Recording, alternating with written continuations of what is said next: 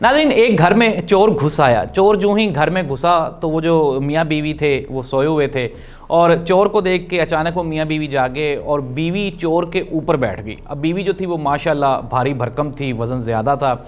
उसने अपने खामद से कहा कि मैं इसके ऊपर बैठी हूँ, आप भाग के जाओ और नज़दीक तरीन पुलिस स्टेशन चले जाओ, वहाँ से कोई 2-4 पुलिस वाले ले आओ।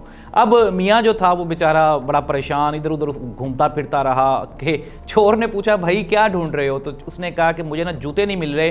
तो चोर ने कहा कि आप ऐसा करो, ये मेरे जूते उतारो, ये पहनो और जल्दी से जाओ और जाके पुलिस वाले को ले आओ, क्योंकि अगर ये तुम्हारी बीवी मेरे ऊपर बैठी रही तो मेरा दम निकल जाएगा। नाज़रीन, पाकिस्तान की हुकूमत की बिल्कुल सेम सिचुएशन उस चोर वाली हो चुकी हुई है जिसके ऊपर पाकिस्तान तहरीक इंसाफ बैठ गई है और अब 24 नवंबर की जो सूरत हाल है उससे हुकूमत को निकलना मुश्किल ही नहीं नामुमकिन दिखाई दे रहा है। पाकिस्तान तहरीक इंसाफ ने यूथ यानी कि नौजवानों पे मबनी कोई 9000 नौजवान रखे हैं और उनका एक स्क्वाड तैयार किया है 24 नवंबर के जलसे के लिए। सुहेल आफरीदी और मीना खान जो कि पाकिस्तान तहरीक इंसाफ के रिप्रेजेंटेटिव हैं KPK से, उन दोनों को इस स्क्वाड का उन्होंने सरबराह लगाया है। अब ये स्क्वाड करेगा क्या, मैं आपको मज़े की बात बताने लगा हूँ। ये स्क्वाड 9000 पश्तून जो पठान नौजवान है, कहते हैं पठान तो सादा ही नहीं मान, और फिर अगर वो नौजवान भी हो तो फिर भला वो कैसे पकड़ा जाएगा। अब 9000 नौजवान पठानों का ये लश्कर है जो कि 24 नवंबर के जलसे में पाकिस्तान तहरीके इंसाफ को हरावल दस्ते का रोल प्ले करेगा। और ये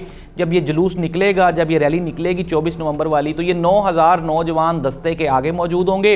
इनको जो आंसू गैस हैं, जो शेल हैं, रबड़ की गोलियां हैं, उनसे बचने के लिए KPK हुकूमत ने सारे का सारा सामान प्रोवाइड कर दिया है। नाज़रीन, ये वही सरप्राइज़ है जो मैं कह रहा था ना, इस मरतबा वो ऐसे नहीं आ रहे, इस मरतबा वो पूरी तैयारी से आ रहे हैं। और मौलाना फजलुर रहमान साहब ने भी कहा कि पाकिस्तान तहरीक इंसाफ को चाहिए कि इस मरतबा पक्के हाथ डाले। नाज़रीन, अनडाउटेडली दोनों साइड से गेम बराबर बराबर हो गई है। कल प्रेशर गेम उसमें अगर हम बात करें तो इमरान खान की तोशाखाना 2 केस में बरीयत का ऐलान किया गया, तो फिर साथ ही इमरान खान को अगले केस में अरेस्ट कर लिया गया।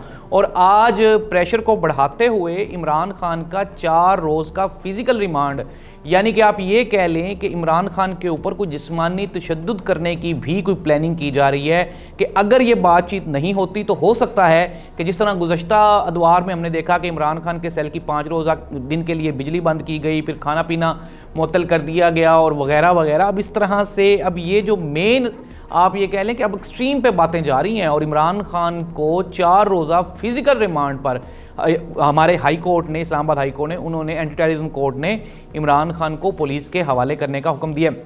हवाले से मुराद तो जाहिर सी बात है, बानी चेयरमैन पाकिस्तान तहरीक इंसाफ इमरान खान ने यह भी कहा कि ये तो मेरा ट्रायल ही ओपन कोर्ट में नहीं कर रहे, जेल की बुलंद दीवारों के पीछे ये मेरा ट्रायल कर रहे हैं। कुछ वकला को, कुछ फैमिली मेम्बर्स को मिलने दिया जाता है, बाकी को बाहर ही रोक लिया जाता है। मैं उनसे गुफ्तगू भी नहीं कर सकता, अपने वकला से बातचीत भी नहीं कर सकता। नाज़रीन, पाकिस्तान में सूरत हाल आप ये कह लें कि इतनी ख़राब हो चुकी है कि इससे ज़्यादा ख़राब होने की कोई तवक्को की नहीं जा सकती। एक तरफ हुकूमती दावे हैं, वो ये कहते हैं जी कि हमारी इकॉनमी बेहतर हो रही है, हमारी अददी आशारिये बेहतर हो रहे हैं, लेकिन अगर हम बात करें पाकिस्तान के ग्राउंड्स पे जो एक्चुअल आवाम की सूरत हाल है वो तो बेचारी परेशान है। ना ही पेट्रोल सस्ता हुआ, ना बिजली सस्ती हुई, ना ही कोई खाने पीने की अशिया सस्ती हुई, ना ही मुल्क में कोई अमनो अमान की सूरत हाल बेहतर हो रही है। और 4 दिन के बाद हुकूमत या तो कंटेनर्स लगा देती है या फिर इंटरनेट बंद कर देती है। हुकूमत ने अब भी ये एक जो नई प्लानिंग है, 400 कंटेनर्स मांगे थे इस्लामाबाद पुलिस ने और हुकूमत का प्लान इस मतलब 800 कंटेनर्स देने का है। और ये जो 800 कंटेनर्स हैं ये इस्लामाबाद और मोटरवे समेत पूरे पंजाब और पूरे पाकिस्तान में